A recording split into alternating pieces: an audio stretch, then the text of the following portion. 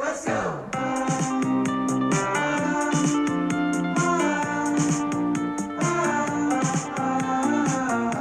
Hi, everyone. Welcome back. It's Ann Teschendorf talking Transparency Talks. Today, I have a very, very special friend, and she's also been my coach. She's become very dear to me. She's helped me in my previous role as a VP of a company and now as a business owner. She guides me through. We've been in business about 18 months, and I'm proud to say that she has been someone that's worked on helping me understand income, lifestyle, wealth, and equity. Thank you, Dr. Kathryn Baker, for being here. As we start and as we go through this, what I want you as the audience to understand that everyone should always have a coach or a mentor, someone that is willing to help you through the hard stuff, enjoy all the great stuff, and be there when you need them. It's an extension of who and how you want to behave and become. So, Kathryn, if you wouldn't mind, can you please just talk about you and what you're doing and how you can help others like you've helped me. Thank you. Sure, Ann. Thanks for having me this morning. Look forward to a great conversation. I always love talking about coaching in general, but certainly there's a lot that goes into the word of coaching, and everybody thinks something different when you think about the word coaching, and it means different things to different people.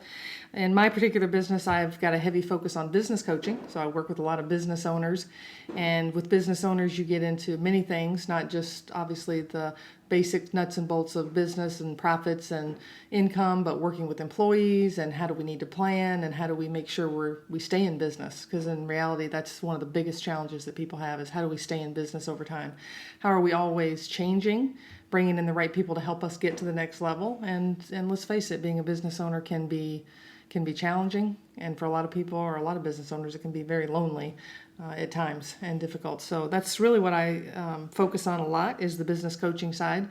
And I also do some executive coaching. So I've got some executives in different firms. They might be partners, they might be different levels of executives, but people who have had a track record of success and they're really looking to take it to the next level or to continue that track record of success. So there's executive coaching, and oftentimes we hear about maybe career coaching too, right? People that want to shift gears and move into another career. So coaching is a very broad term, and I'm excited to talk today a little bit about maybe some of the things that you and I have worked on, some things I've done with other clients, and I'm excited to be here. So. Thank you. Yes, everyone, this is very exciting. When I met Kathryn about 10 years ago, I was trying to seek out what it meant to get out there, build those relationships, help a company grow. And through that time, she was always a constant, giving me great wealth of knowledge and things to study. Conversations, learning more about my emotional intelligence, and working with my team on emotional intelligence. It was a fabulous time. And one of the things that I love, we started working through a book called The One Thing, written by Gary Keller. Yep, Gary Keller and Jay Papson. Yep. And that was awesome because when I started my business, Covalent Resource Group, it's a book that I give to every employee when they come on board, and we challenge them to help us understand what their one thing is. And that also makes, as a business owner, challenge yourself to say, wow, it's so easy to go in and say, I can be anything and everything to everyone. So the first 18 months, yes, we are everything to everyone, but we're honing in. We're getting stronger at understanding what can we do for our clients, what can we do for our people. And Kathryn, talk to the folks out there a little bit about The One Thing and why you felt that it was good for Covalent to start with. Well, a number of years ago, I read The One Thing myself, and it was really transformational for me just in terms of really taking my focus and my goals to the next level. One of the challenges we all have is that we have 100 things that we want to do. So whether it's individual goals or company goals, we're working on a lot of fronts. And what I love about the material in The One Thing, also the podcast that is associated with it, it really helps you hone in on what's important and where the impact is going to be, because we all can be busy all the time with a lot of activity. And once I read that book and understood it and it began to transform what I was doing, I immediately rolled it into my coaching with all of my clients, whether they were executive clients or whether it was a business coaching relationship, because it can be so impactful. And the key with that material is it's all about really focusing on what my priorities should be, those priorities that are going to lead to those long-term, whether it be the purpose that I'm trying to fulfill, the vision that I have for myself, my family, my organization, whatever it is, which is another good point, because that material is great for your personal life as well. I love how it brings all that together. But we are not just about our jobs or our businesses. We need to take care of the other side of things as well, those key relationships we have in our life. So we need to think about how we balance that, and it's hard. And I love that material. It simplifies it, and everyone that I've worked with on using that material and focusing on the one thing have found great results from it. It's been very helpful. You know, another thought that just popped in my brain, we talked also, when you talk about conversations and communication, Kathryn also introduced to me a couple years ago difficult conversations.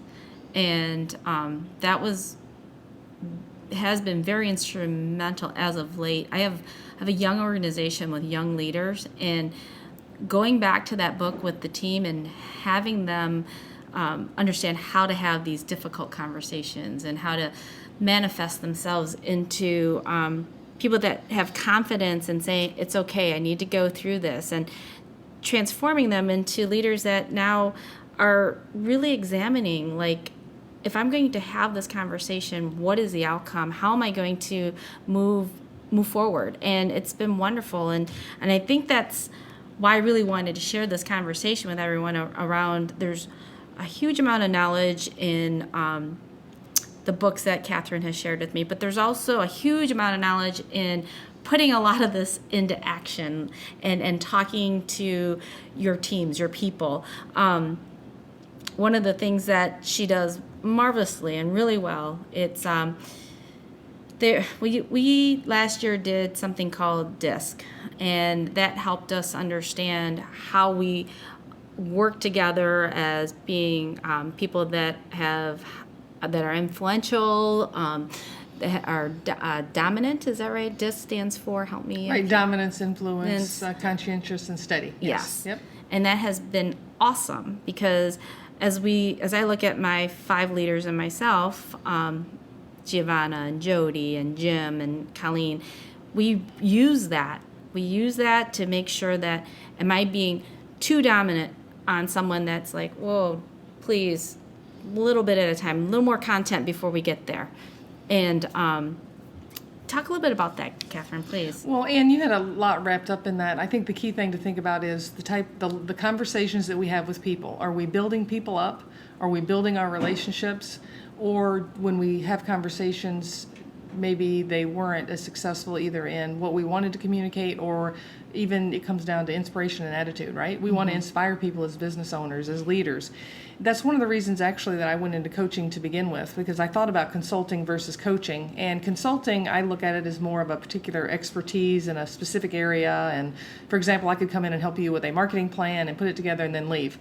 The thing that I love about coaching, and it's not just for myself, it's anybody in the industry, is coaching is all about education, and it's at the individual level, and it's also at the organizational level. It's all about helping everybody get better. Everybody see possibilities in themselves, in their organization, that they wouldn't see if they weren't working with a coach. That's where the magic happens with coaching first, is okay, I can see something, some additional possibilities.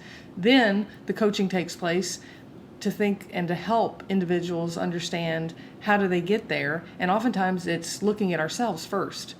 What are some of the things, some of the habits that we have, some of the ways that we communicate with people, and are those positive or are those negative?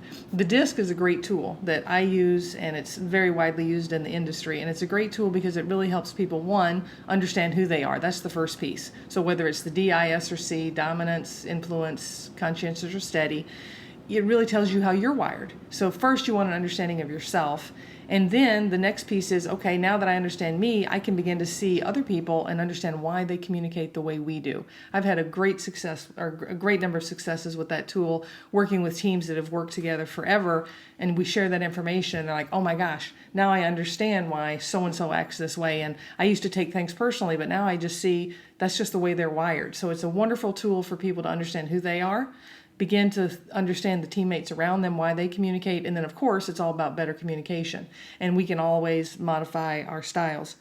Another big element of my coaching that you touched on a little bit, those, whether it be difficult conversations or again creating an environment in our business where, let's just put it on the table, people want to be there. People want to come to work. People want to engage and want to collaborate. How do we do that? It all happens in actually conversations. So Conversational Intelligence is a book written by Judith Glaser, and it's an excellent book. And there's some parallels to emotional intelligence, but it's called actually CIQ.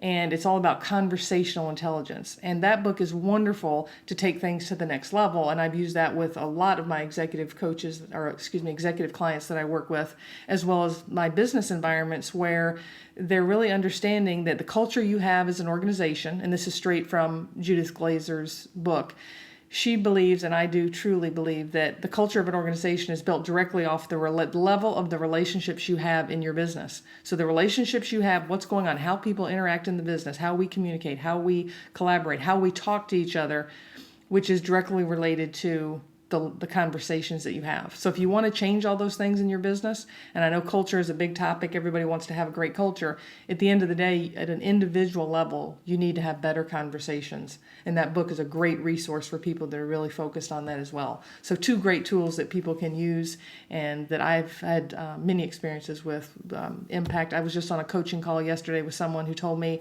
for the first time they had the best conversation in 10 years that they had with an executive that they work with, that had always been an issue. There was, it was always defensive from day one. And some of the things that we've done with conversational intelligence, so the feedback was phenomenal, and they were like, "Oh my gosh, we got to spread this to the rest of our team because this is a real eye opener." That's amazing that you talk about conversational intelligence. What I do love about that, with my small team,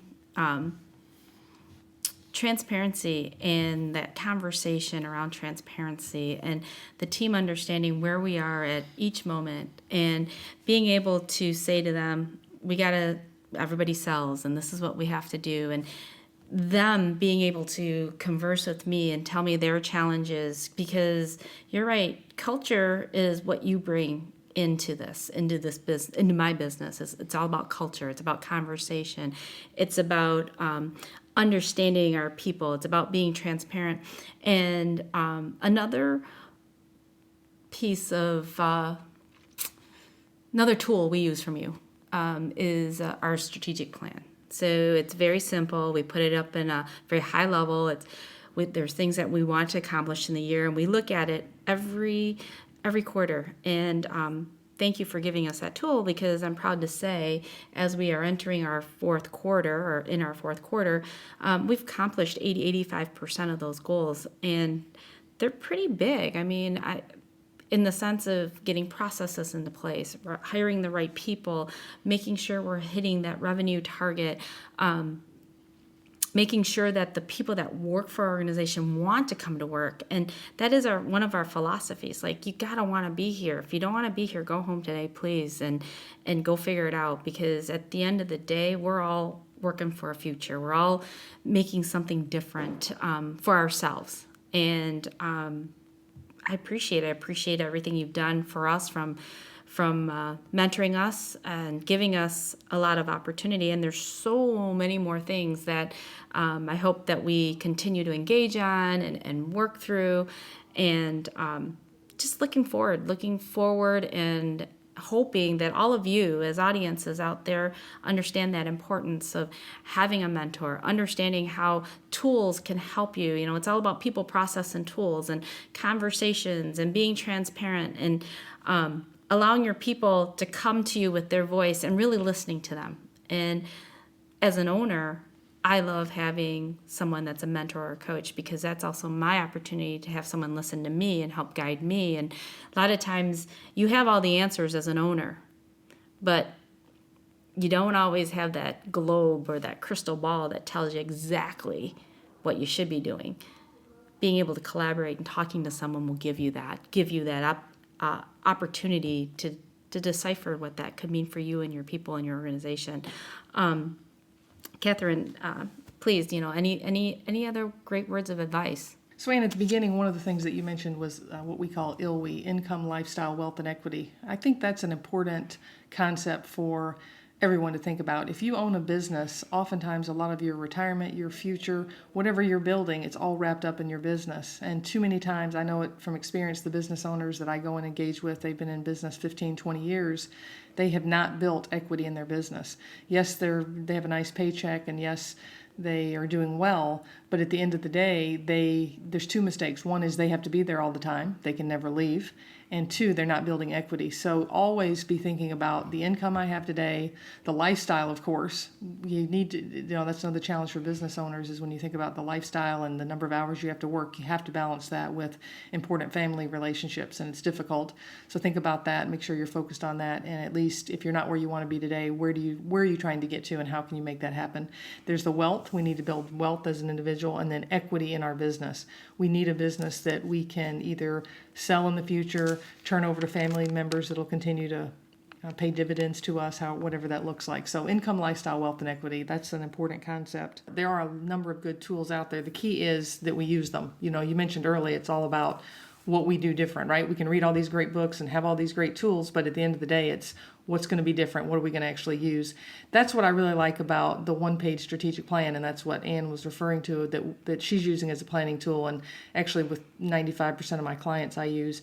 And there's a lot of tools out there. Actually, if you go search one-page strategic plan, there's a lot of variations out there. So it's a tool that's available to anybody. You can download it, and then you can modify it. That's also another key piece to that, right? Mm-hmm. When you're using any tools or you're thinking about implementing anything in your business, the key is what's right for us right now, and how do we modify this to make it work for us. And that's really important. So that tool is really my dashboard for coaching. So we think about, well, in terms of going into a business, there's a million things we can be working on. That's a great rhythm to get into where you've got, Ann mentioned top 5. So you've got top 5 for the year. So what's our top 5 things as an organization? And then on a quarterly basis, you develop those that build up to those as well. And then as an individual, that's how you cascade the plan. So the owner and all the management, and then you can go down to every single person has what their top 5 is. And those are all related to the top 5 things that they need to do to help the business reach the goals. When you implement something like that, you're really providing a tool that does 3 things. One, it provides a common language so we can share it. We're all on the same page. We understand what our KPIs are, for instance, all those good things. It helps share the big picture. Oftentimes as business owners, we know where we're headed, but we fail to share it with other people in our organization. And if they don't know that, they're making decisions without that information that can come back and hurt us. So it helps people understand that vision of the organization. And then the third piece is the alignment. So we have alignment all the way from what are the things that we want to accomplish this year as a business. And we say 5, it could be 4, it could be 6, but one of the big challenges for people is getting to the end of the year and really not have accomplished a lot. You said you accomplished 80% of yours, or you felt you did, but oftentimes it's a big trap. A lot of people will get a whole lot of things done, let's say 10 or 15, but they're all like 60% done, and therefore you don't get the results from them. You don't get the impact. You really want to focus on 4 to 6 things that you can do as an organization and complete those 100% so you get the impact. So that's what that tool is really all about. No, we love it. When we talk about coaching, Ann, it's funny because I hear you talk about coaching, and if you were to talk to any of my other 15, 20, or how many ever clients, you would hear a different story. And it's funny because the value of coaching is just different for everybody. And one of the things that I think that has really helped me in my practice is focusing on where is the value. What value can I bring right now? And for some of my clients, it's accountability. Sometimes there's an education piece. Maybe I've had different experiences. Certainly with the coaching background and experiences I've had with other businesses, I can always bring that to the table. And then other times it's just awareness, being a third party outside the business, not working in the business, not being the family member, not being the employee. You just have a different level of awareness. And then for other business owners that I work with, or even executives, it's really a sounding board. They really want someone that they can call up and just say anything to. And there's value in that. because oftentimes people just don't have that. So coaching is a very unique relationship. So I do recommend, Ann mentioned mentoring. There's a number of different things that you could get involved with, either I won't say support groups, but business groups, peer groups, whatever it might be. All of those things are great. All of the programs that are out there, and there's a lot of them, they bring a lot of value. So if you're not in a coaching relationship today, or you're not in any peer group where you're talking to other business owners, whatever it might be, find what's the right fit for you. So you're surrounding yourself with the right people who can just help you get to the next level. We all need that support system, whatever it looks like. And the key is, what's right for you, for where you are in your life right now, or what you're trying to do with your business. So it is a great relationship. And for the past 10 years that I've been doing this, I've just have never looked back in terms of the excitement that I have every day going out and talking to people, and never knowing what the conversation is going to be with business owners, because it's always different. And so I would definitely recommend that people engage at whatever level that they can, and get help, because growing a business is not easy. And we know that staying in business, so starting a business is difficult, and staying in business is even more difficult. Well, you touched on a lot of different things here. Scaling is probably going to be the next thing Covalent's going to be coming and knocking on your door about. Kathryn, I want to talk about scaling, and that should be something that we discuss in our next podcast together. All right, that sounds great. Thank you so much for having me, Ann and Vanessa, and look forward to our next conversation. Thank you. Thank you, everyone. I'm going to ask all of you to take a minute and listen to our podcast, and send some feedback. I would love to hear your feedback. Thank you.